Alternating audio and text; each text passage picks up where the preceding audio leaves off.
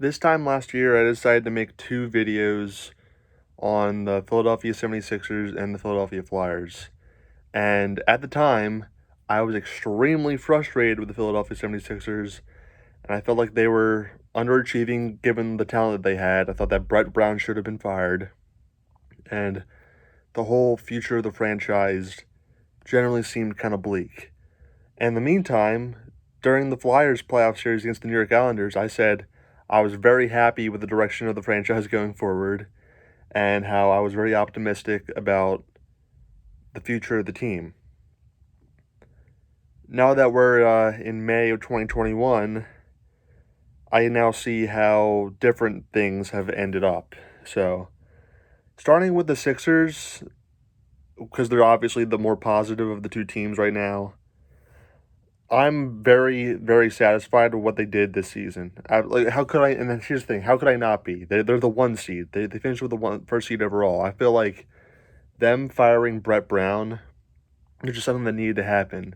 And there was a ton of Brett Brown apologists in this city. And if you want more proof that Brett Brown wasn't a good coach, a lot of people said that when he was fired by the Sixers, oh, he's going to get a new head coaching job immediately. There's definitely going to be a team in the NBA who's going to want to hire him as the head coach. He hasn't even been hired as an assistant coach for any team. Nobody in the league wants him, and he just doesn't really exist, seems like, right now. So I love the Daryl Morey hire. I love the fact that Elton Brand has seemingly been pushed off to the side in terms of the executive department, because I feel like while Elton Brand he had very high goals. He wanted to make a lot of these big changes. I felt like he was more focused on just bringing in these big names like Al Horford, even though if they didn't even make sense at all. So the fact that we managed to flip Josh Richardson, who's a decent player but really didn't fit in this system at all. We've managed to flip Josh Richardson and Al Horford for Danny Green and Seth Curry, which on the surface doesn't seem like a really that big of a swing, but in execution it was such a big deal. It created so much more spacing and allowed our players such as Joel Embiid to have arguably an MVP season. He probably isn't going to win because he missed, I would say, almost 20, I would say around 20 games with injuries. They're probably going to give it to Jokic. But had Embiid played more, he would have been, without a doubt, the MVP. And overall, there's nothing really I can complain about. But here's the thing. The big test is right now. Because in the first round, you're going to get either the Celtics, the Knicks, or the Wizards, or the Pacers.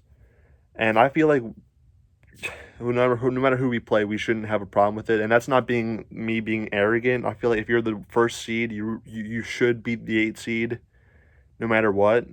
Except maybe with the situation with the Bulls in 2012 when Derrick Rose and Joakim Noah got hurt against the Sixers.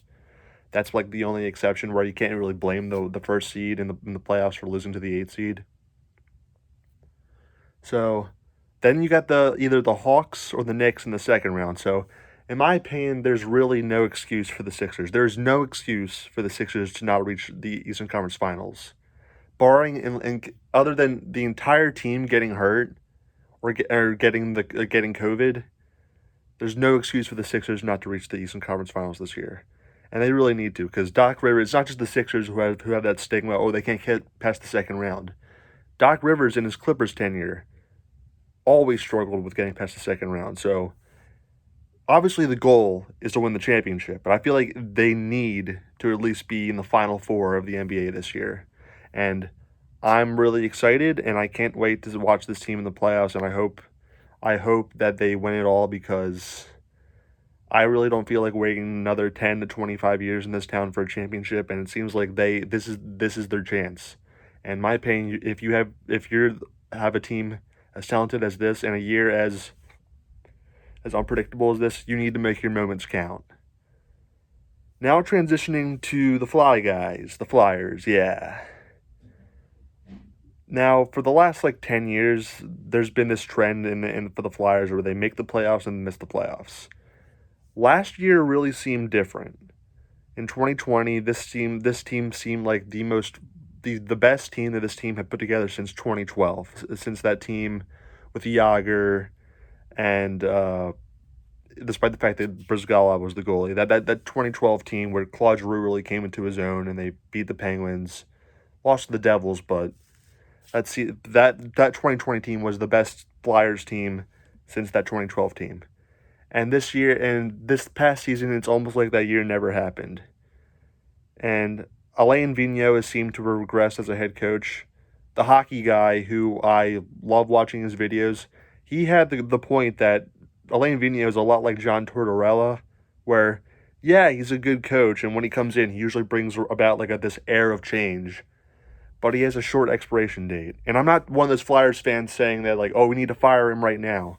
No, I would say give him another year, and if the 2021-2022 season is as frustrating as this past season was, I'd say let him go because